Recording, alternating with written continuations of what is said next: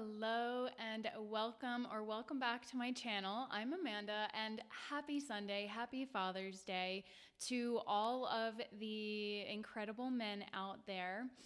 I do have more female subscribers to my channel, unsurprisingly, but actually over 20% of my subscribers are men. So thank you for being here, and thank you for being here. Today, the original intent of Father's Day was to honor the masculine, to honor the father, the protector, the provider. And what we're seeing in real time with No King's Day protests yesterday is the dynamic and the clashing of the false father versus the true father, the holy father, the false king versus the true king. So I was really feeling into the subtle inversions, subtle and not so subtle, when you really can see through it, of this movement, of this No King's Day movement. And yes, of course, we understand that it is a protest against the false father, tyrannical ruling archetype of the king. But when people are speaking these things out loud, we have to remember that it can be a double-edged sword. So I was really feeling into this No King's Day campaign, what it is on the surface versus what it is doing on a more subtle energetic level, the subtle inversions. So we have to also anchor this into the broader picture right now and recognize that this is the middle of Men's Mental Health Awareness Month, and there is a very real need for stigma around men's mental health to be released. And here we have this movement, No Kings. Rejecting the inner king is really what I was feeling. And that is on a subconscious level deeply disempowering and devaluing to one of the most powerful archetypes held within the masculine. And yes, of course, I'm speaking on an energetic level as well as a biological level.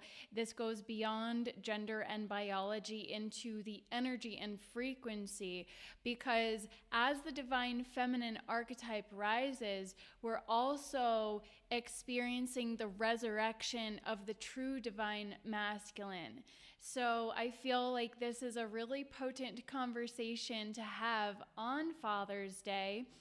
I actually filmed an entire video yesterday that didn't actually feel super aligned to post or to share. So, I'll feel into it a little bit more, but this one feels very important. So it's time to honor the divine masculines, the true king archetype, and to really bring awareness and presence to what's happening in the collective, because this is so much deeper. As we approach solstice, which is the anchoring of the solar masculine coding in particular, this month is full of divine masculine energy. And so I feel like it's not accidental. Everything out there is a show, right? Everything that's happening in the collective, all the chaos, all of the division, this is driven by a deeper agenda. And once you see it, you can't unsee it. Not everybody's ready to recognize it. I just heard the coffee pot in the background. Yeah. It's like, yes, it's like simmering and bubbling in the background, but it's like so palpable in the collective, we can't ignore it. But how much of that is actually legitimate, and how much of that is completely staged to create further division, these black and white narratives that have people at loggerheads. So it's No King's Day was an anti-Trump rally. It's about anti-fascism, anti-authoritarianism. It's a rejection of the false kings of tyranny, the patriarchy in general, and the inverted masculine king archetype. And so, yes, we definitely are done with that. Collectively speaking, we are shifting into an era where hierarchy is no longer the MO, the status quo. But we have to recognize what is actually happening with this particular movement that is funded by corporate entities like Walmart, corporate entities. And so again, in the midst of Mental Health Awareness Month, which is intended to really empower the masculine by removing stigma, we have this inversion campaign going on. So males account for over 80, or roughly, I should say, 80% of suicides, last statistics in 2024. So what I'm seeing is this ritualized disempowerment of the masculine principle. And that's why this archetypal war really matters right now. This is why we really have to have these conversations. On this channel, we've been having a lot of interesting deep dive conversations over the last couple weeks, and I'm really appreciating getting deeper into these topics, because clearly it is resonating with a large percentage of people on this path right now. It's reaching the right people. So the Holy Father is returning, but we have to remember that this is also just as much an individual choice to reject the false tyrant, the false king energy internally, individually, as much as it is a collective rejection. And so there is this shadow aspect of the, what looks good on the surface. There's a real shadow energy driving that campaign, is the way I see it. And ultimately underlying it, this is a conversation about sovereignty. It's about freedom versus tyranny. And, we rejected the kings in 1776, but the king archetype lives strong. And there is this false king archetype that has been perpetuating these distortions, not just for the last couple hundred years in a more, subtle manner, but for millennia. This archetype has been creating this paradigm of control, of domination. So we're going to get deeper into the Grail King archetype, the feminine wounding, and how to restore all of this as well. But let's start with this no kings as cultural spell work, right? So words cast spells. There is a deep double meaning going on here. And these viral memes and trends, they operate not just on, the surface level of, jokes and trends and stuff like that. There's subconscious programming happening with all of these viral memes and trends and movements and protests. It's really important to understand the programming that is happening when we have all of these movements. And I don't want to get into all of them, but there's subtle inversions in a lot of the slogans out there. It was actually, Black Lives Matter movement that really helped me to take a step back and see, collectively speaking, the, darker aspects of the programming. I'm not going to get into that right now, but there was some clear distortions and inversions when you weren't allowed to say all lives matter, because all lives do matter.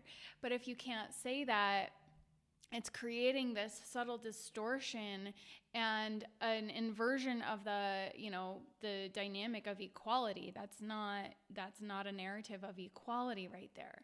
So this is very much, again, no kings is very much a mantra of inversion. So it's a rejection of authority, but it's also a rejection of divine authority, because there is a true divine masculine authority archetype, the archetype of the king that is the master of his kingdom, right? And so when we reject all kings, we're also rejecting that aspect of the masculine that we all contain, that has authority and domain over their kingdom, over their queendom, over their empire. And of course, we're not necessarily talking about land and business and financial matters when we speak about that from this perspective.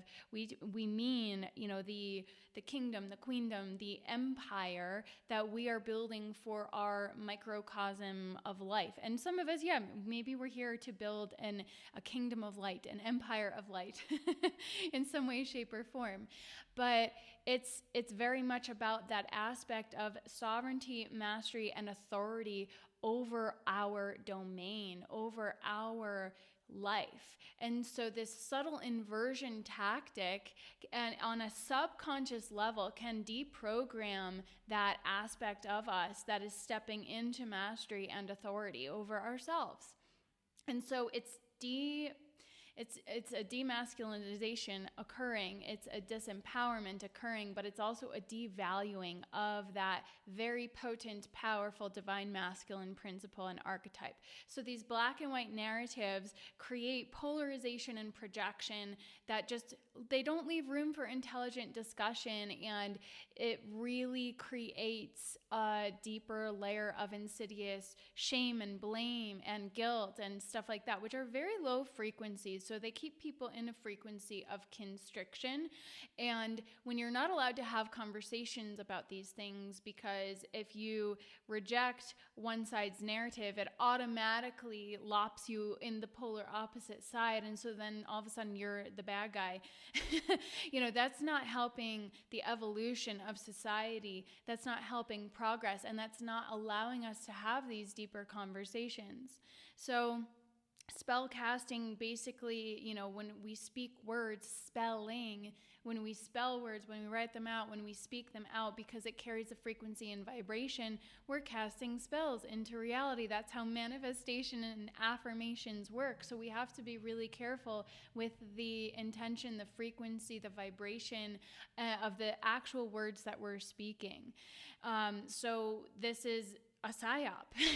We can classify this as a psychological operation, this sowing collective mistrust in an empowered masculine, in the healthy masculine. So this is a mass ritual to disempower, to disconnect, and to create separation between the healthy masculine. So it's devaluing that core masculine archetype of strength, of power, which is not a bad thing. It's subconsciously rejecting the archetype of the king within, right? So subconsciously, likewise, the woman will, or the females, the feminine, will reject and devalue the king, subconsciously reject and devalue the king. So she might then be rejecting when a male is actually stepping forward, empowered and embodied. That we see a lot of this in the feminist type mentality of rejecting the strong masculine. We have this whole narrative around the toxic masculinity energy, and masculinity in itself is not toxic. Masculinity in its own right is potent and powerful and necessary and needed, and we actually need more of it in society. It's actually the opposite. We don't need less masculinity. We need more true embodied divine masculinity stepping forward. And yes, I mean that energetically within, but certainly within the male masculine collective, more embodied, devoted, honorable masculine energies, the protector and provider king energy. So this is what the rise of the divine masculine is about, in tandem with the rise of the divine feminine. The rise of the divine feminine is to heal the energy, to heal the archetypes, and to make it safe, and to enable, to activate as well for the divine masculine to rise in tandem, fully embodied and empowered in his divinity. So this is a good segue now into the Grail King archetype. So what is a Grail King? Yes, we think of King Arthur and, the Knights of the Round Table. That energy of chivalry is absolutely what we're talking about. But, in modern day, without the swords and the horses, what do we actually mean by that? We mean the sovereign leader who is in service, who isn't out there trying to dominate. So instead of politics, it's about public service. That is a divine calling. That is a high order calling, to be called into public service, but it all gets completely distorted once you're in, because the false masculines of tyranny have taken over. And yeah, there's a lot of blackmail going on behind the scenes. And so once people are in, they get caught in the tentacles in many cases, and they either cannot make progress or they have to sell out. And that's unfortunately the reality. I think the vast majority are compromised in positions of leadership. And sadly, we saw what happens when somebody who, they don't toe the line, they step over and they reject the party line, with the Minnesota representative Hortman yesterday. It's incredibly tragic and incredibly sad, but she voted no to health care for illegal immigrants. So she was voting for American citizens, and she was the only Democrat to vote no. So she crossed the party lines, and they weren't happy with that. So yeah, this is the tragic reality of how distorted and inverted our political system has become, completely corrupted. And it's very dark. It's that dark. Yeah. So we need true divine masculines and people who are really called to be in leadership positions to step forward, and to the light is winning. It has already won. And in the physical, I am seeing visible signs that the light is winning. So this is really positive, but it's not going to happen overnight, right? So we have to get really embodied in these frequencies and these energies. So the Grail King is a protector of the holy, ultimately, of the Sophia, of earth, of family, of truth. So he is a divine protector of truth. And this is the, getting into the heart frequency. So the embodied divine masculine is in alignment with heart, with purpose, with integrity, with soul, and is in communion with the divine, has a connection with the divine. So contrasting this with, the false king archetype, the tyrants, the wounded kings, this is the foundation of the patriarchy, essentially, that has perpetuated so much distortion. It's the controller archetype that rules through fear, domination, greed, and these power over structures are now crumbling because it was a false foundation. So it's very much this enslavement mentality as well that has perpetuated this false kings of tyranny archetype. And the divide and conquer agenda is a very clear manifestation of this in the physical, in the collective. So it's this predator mentality, this intimidation, the intimidation tactics, misogyny. This is what it looks like in real life. So it's basically every negative aspect of the masculine, all shadow aspects of the masculine contribute to this false kings of tyranny archetype.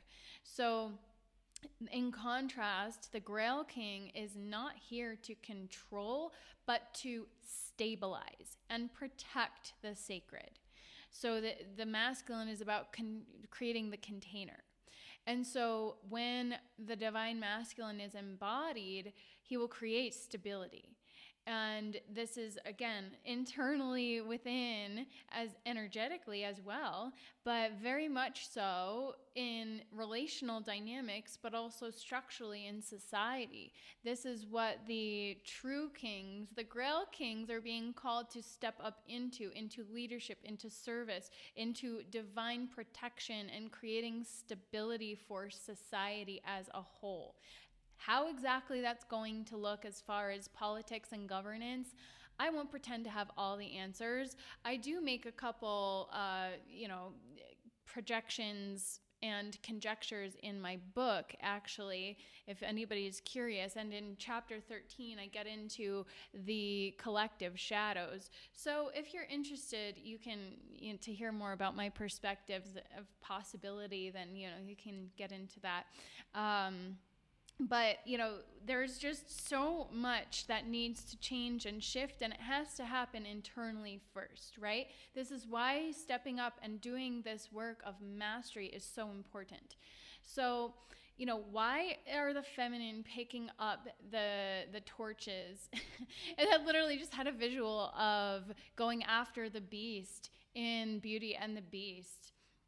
But underneath, the facade was actually a divine masculine who had to go through his journey, and he ultimately came out the other side liberated and resurrected, quite literally, by the divine feminine. So this is also a call to the divine feminines to stop rejecting the masculine, because so many women are resonating with this no king and rejecting the masculine because of this deeply seated personal and collective trauma. But what we have to remember is it's not just the feminine that has been traumatized. Her womb has been desecrated for millennia, yes, but also men have been sent to war carrying that in their hearts for generations upon generations upon generations.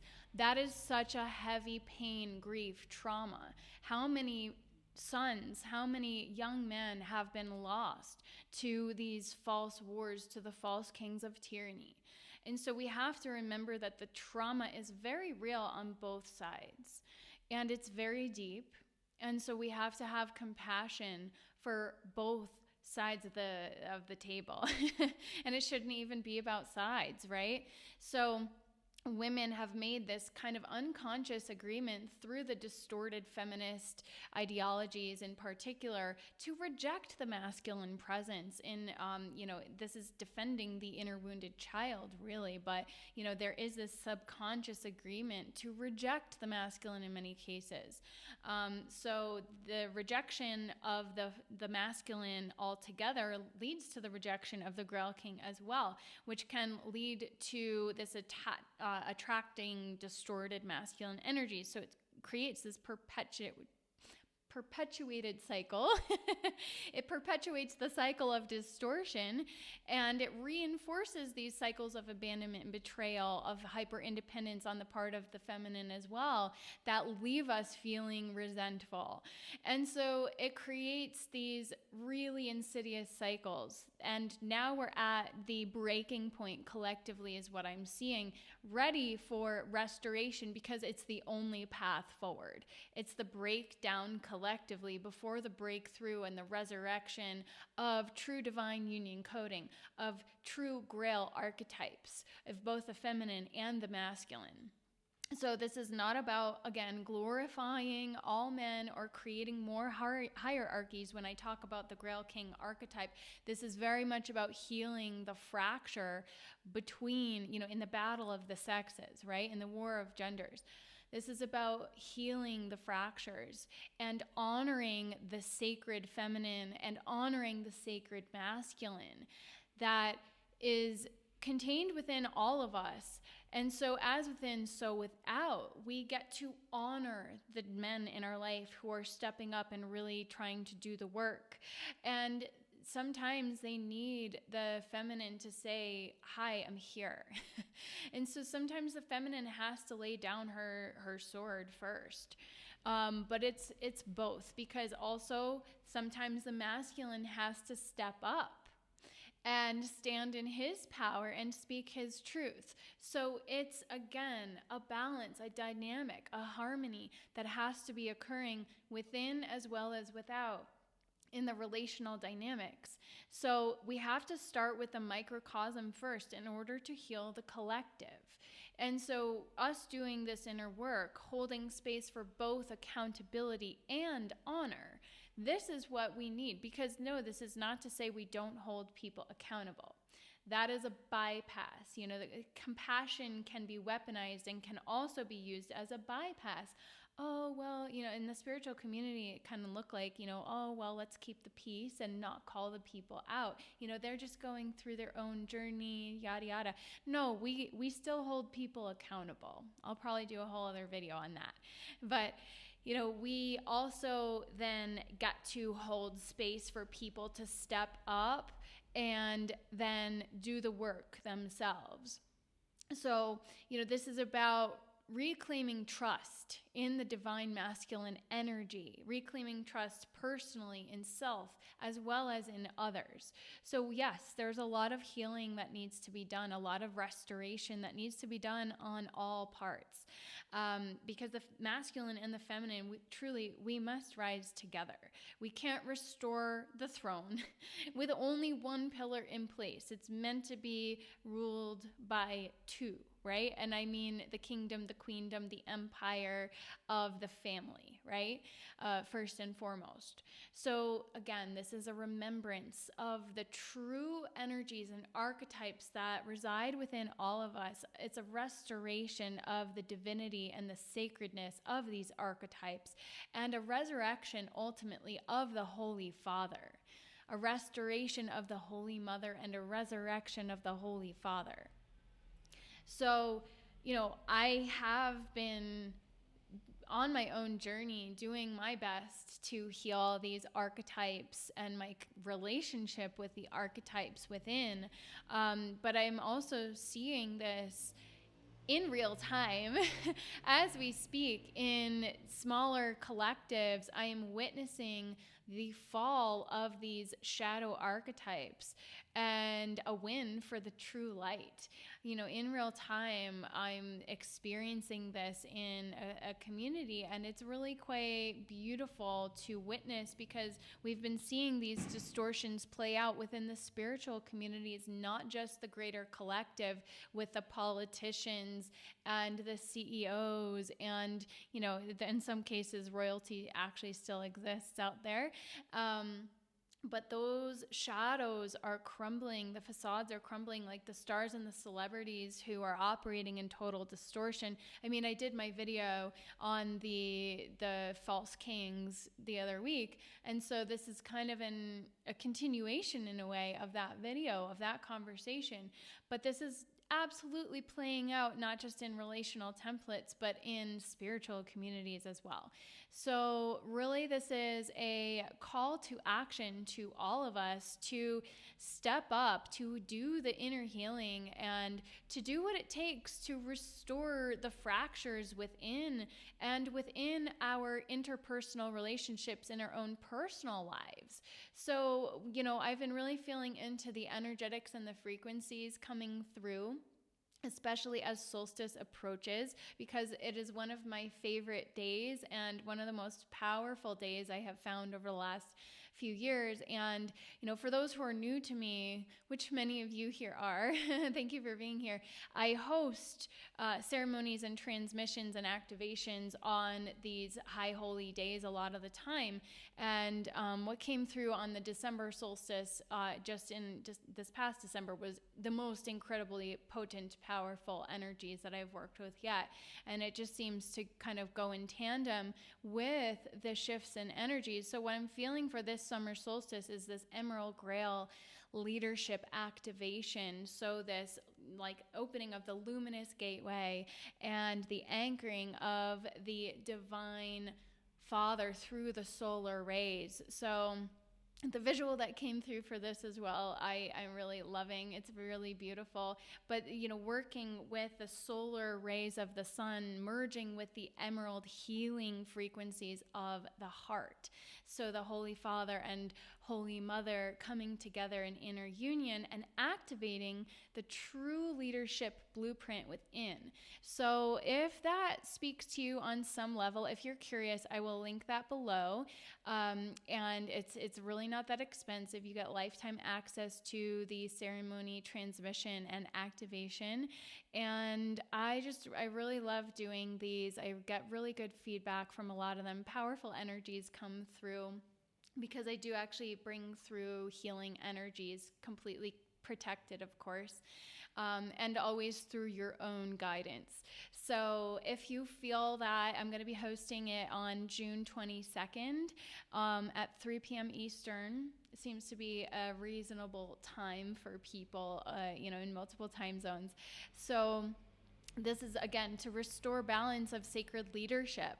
And encouraging men to reclaim their kingship, of course, through this transmission.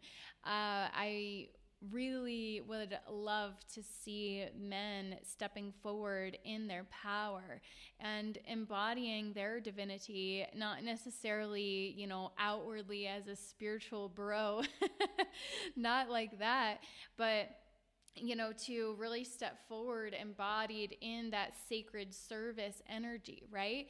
Because that's what we need more of. We need more healthy, healed masculine energy in the collective. And then for women to really open and recognize that co-creating with Grail aligned men is the path forward to healing and restoration of our own divine feminine within. So it works in tandem, it works together, and yes, it all works within as well. So thank you for being here. And yes, I also just want to share that I do offer one-on-ones. I've had some people reach out to me, and I do offer one-on-one sessions as well to, really clear any karmic patterns and loopings if you feel that you have attachments or some kind of energy in the womb, but we get to the root of it, okay? So it's not just about clearing the thing, it's about getting to the root of the timeline where it first occurred. And that's really important. So womb healing, as well as, activation, soul blueprint activations. It's really about where you're at and what you're needing, and working with it on an energetic frequency level. So I will link all the details for how to work with me below, as well as a free masterclass. And then, of course, the upcoming activation. I'm really excited for that. So I hope to see you inside that container.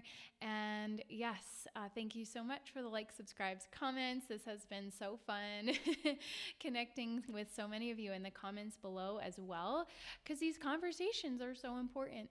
So I really appreciate you all for being here, onward and upward in love and light. And yes, I will be sharing the episode on the cult soon. A couple other videos that have come through, so I'll probably be sharing a couple more this week, and then the ceremony on Sunday, and then I have another beautiful interview on sacred union through the perspective of a divine masculine on Tuesday the 24th, I believe that is, coming up.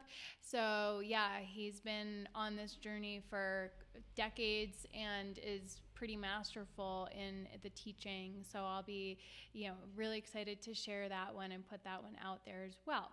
So thank you again. Onward and upward in love and light, and I'll see you soon.